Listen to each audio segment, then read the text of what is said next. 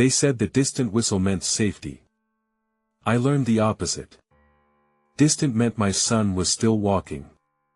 Close meant he had found me.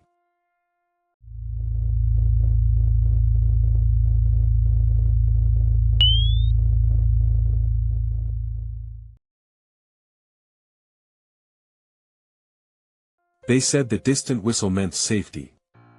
I learned the opposite. Distant meant my son was still walking. Close meant he had found the road home. For 40 winters, the village prayed not to hear him. I left food at the door. Origin Protocol. Witness File 012, Case Designation, Witness, K-012. Subject, Camila Briceño, age 78 at testimony. Mother of 2 sons, Apure Llanos, Venezuela. Both sons named in this file. One became the entity classified as Echo D-012. The other was killed by him 40 years later. The testimony you are about to hear was sealed by Camila in October 1989, 6 months before her death. The wooden box was placed beneath her hammock in the rancho near Achaguas. The box was opened years later by her surviving niece Lucia, under instructions Camila left before death. Containment method unknown. Witness claims, maternal. In 1968, the whistle took my second son. That was the night I understood it had been my first son all along. October 1942. I was 31. My first son Joaquín was 16. His father Tomás had been drinking on the open plain that day with the cattle hands. Tomás came home with a piece of dried meat in his pocket. There was no other meat in the house. Joaquín had not eaten in 2 days. The argument was loud and short.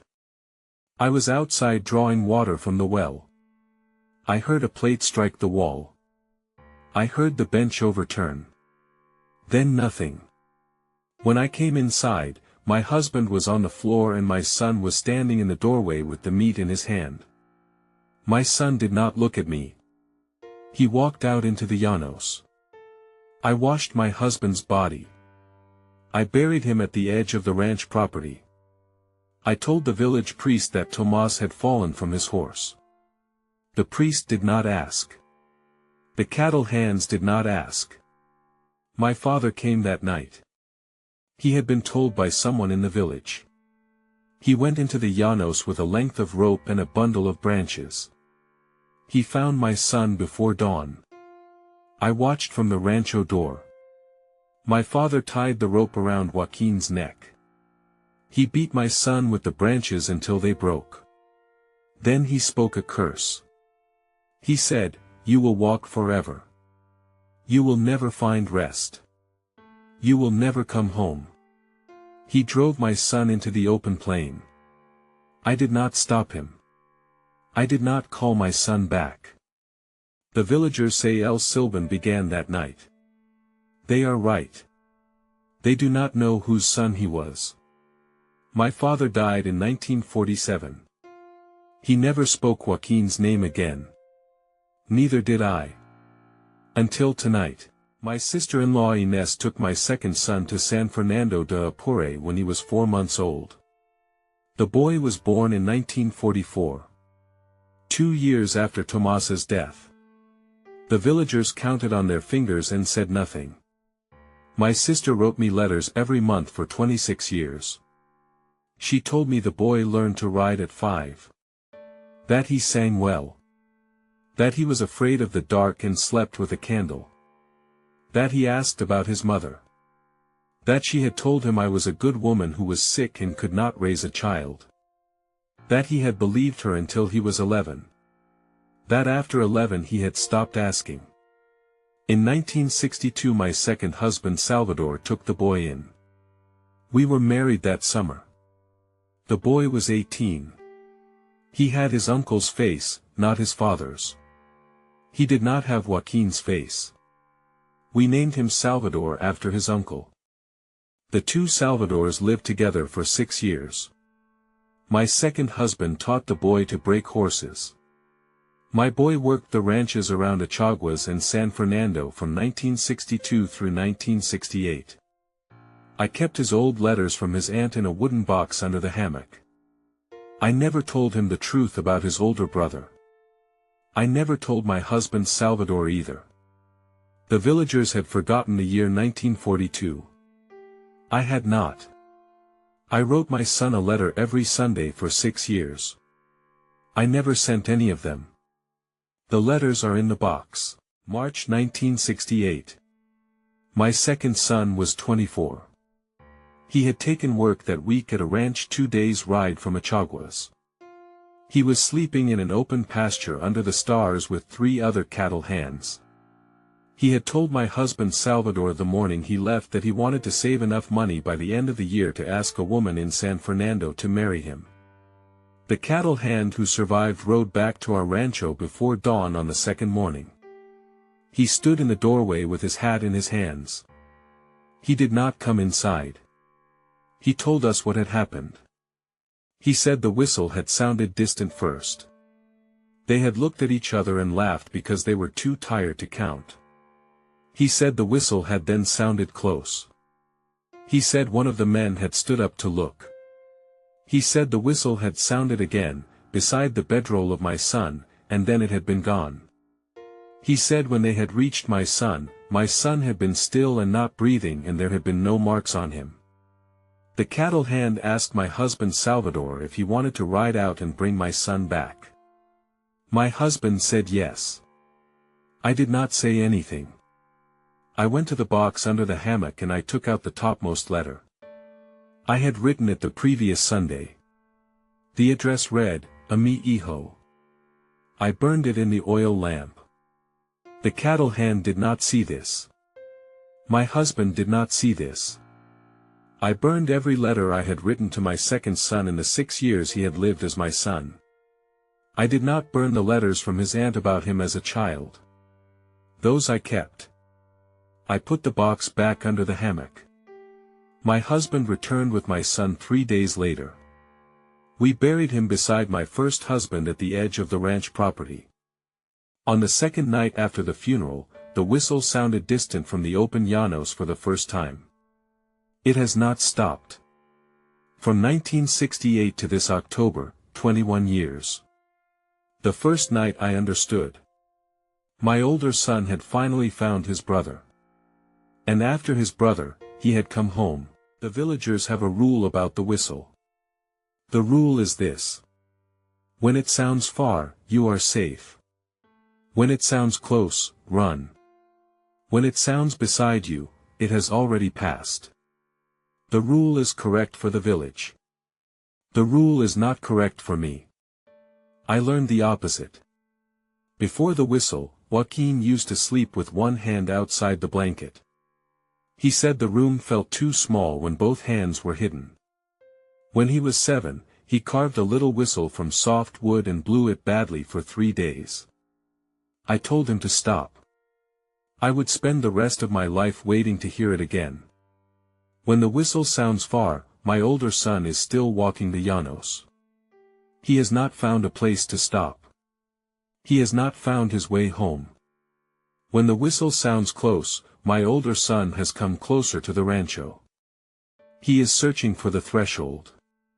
When the whistle sounds beside the door, my older son has come home, for one night. I was never afraid of the close whistle. I was afraid of the far whistle. I was afraid of the years when the whistle did not come at all and I did not know if my son was still walking. The villagers run from what they fear. I waited for what I missed.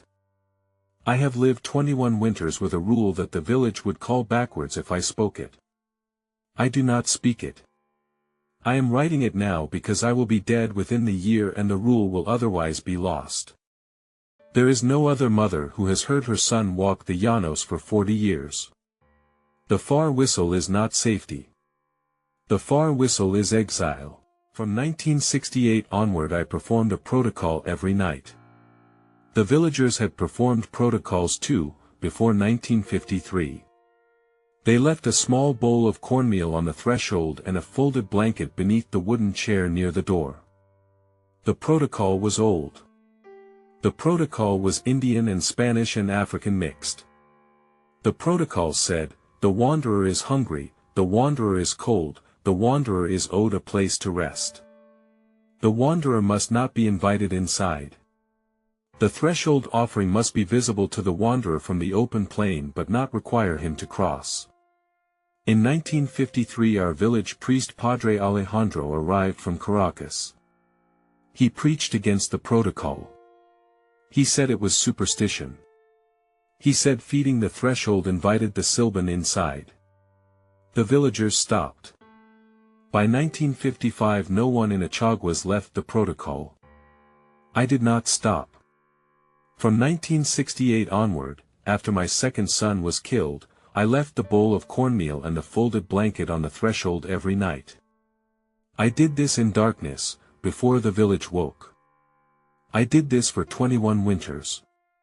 In the morning, the cornmeal was gone.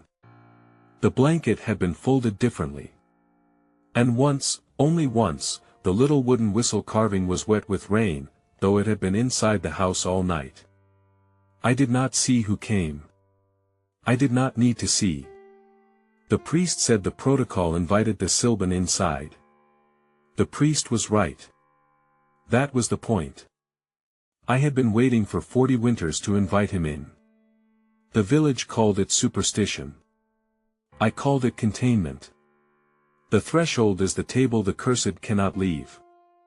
The threshold is the only table I had to set.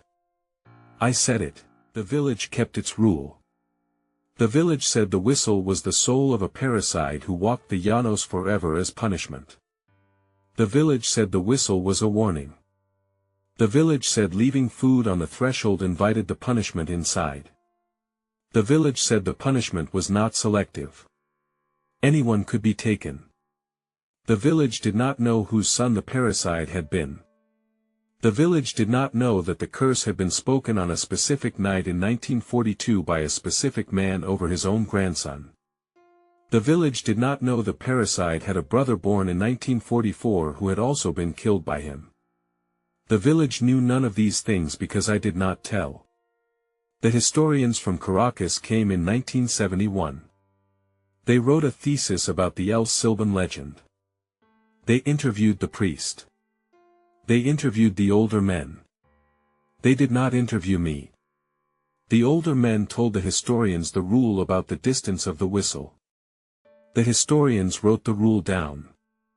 The rule is now in the National Folklore Archive in Caracas. The rule is wrong for the only person who knows the truth. I did not tell the historians. I did not tell my husband.